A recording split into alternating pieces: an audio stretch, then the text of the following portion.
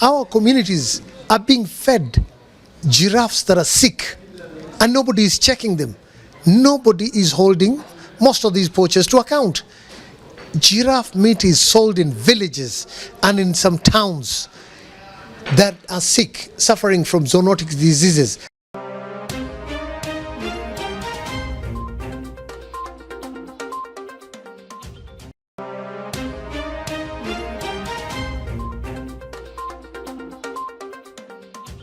Our Somali giraffe and other wildlife are being slaughtered in Garissa, Wajir and Mandera. This is not just a conservation crisis, it's a community crisis. Wildlife is our heritage, our economy, yet it is vanishing right before our eyes in northeastern Kenya. We want to recognize and thank the current administration under President William Ruto and the Ministry of Wildlife and Tourism for their proactive steps. This government is trying to change the story of conservation in Kenya, in northeastern. But let us be honest, the Kenyan Wildlife Service, KWS, has no real presence in northeastern. Officers who are here are dedicated and hardworking and are doing their best with almost nothing. They're heroes on the ground, but they're being let down by their leadership in Nairobi. The KWS leadership continues to discriminate against northeastern. They have failed to allocate resources, failed to station rangers in our conservancies, and failed to prioritize our wildlife in northeastern. This neglect is costing us giraffes, hirolas, lions, and many more wildlife. International donors say they care about conservation, but there is no money in northeastern Kenya.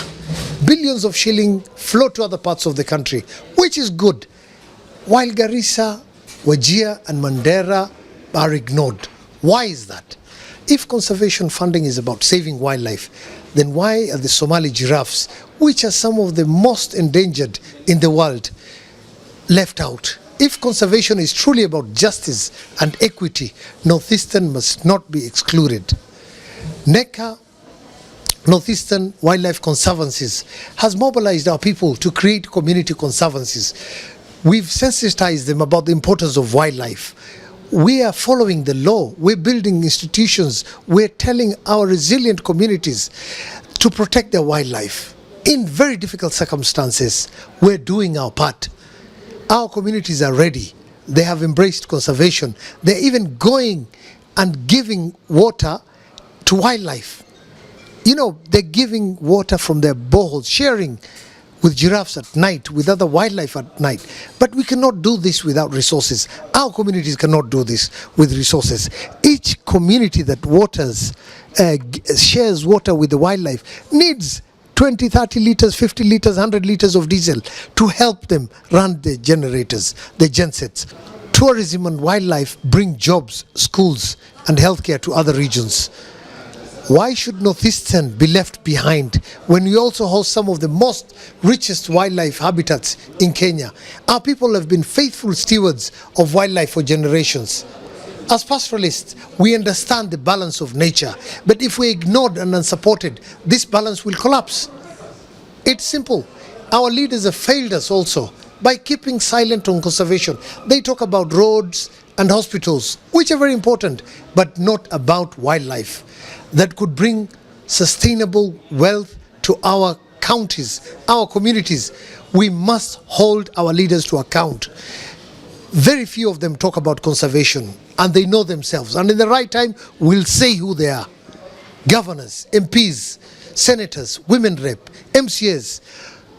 Conservation must be on the political agenda of Garissa, Wajir and Mandera. Our leaders must demand resources from Nairobi and from donors and other partners, or our wildlife will simply disappear. We are pastoralists. We coexist with wildlife. We've been doing that for generations. Northeastern holds the key to Kenya's conservation future. We understand the pressure on land elsewhere in Kenya, even in the historic conservation areas where tourism flows, in Amboseli, Masai Mara, Savo, Laikipia. We understand the pressure on land and fragmentation of land. But in northeastern, we hold vast rangelands, space for wildlife and communities that are ready and to work with government and partners. and they've been coexisting with wildlife. This is our opportunity. If KWS leadership changes its approach in Northeastern, if donors begin to invest fairly, and if our government and leaders wake up, Northeastern can be the next frontier for tourism, especially halal tourism and conservation in Kenya.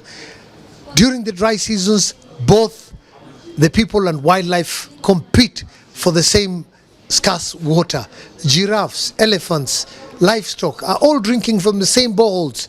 Communities willingly share, but it creates conflict when wildlife destroys water and infrastructure or threatens livestock, as has happened recently where you saw a lot of deaths of warthogs.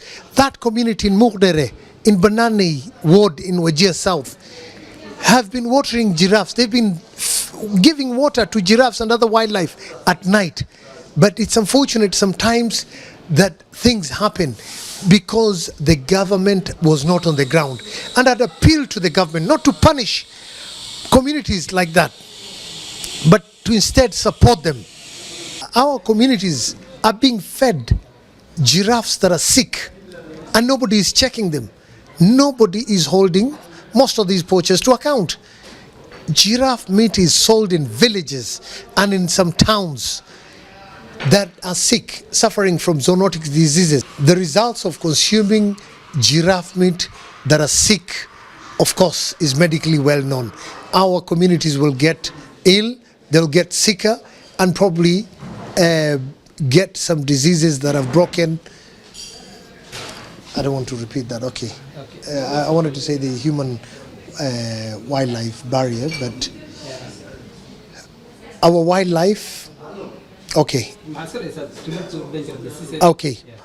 The consumption of sick giraffes will lead to serious diseases in our communities. We need the government to take urgent actions to stop that, to stop the poaching, to stop the consumption of nyiri from giraffe and other sick animals, wildlife that have not been checked.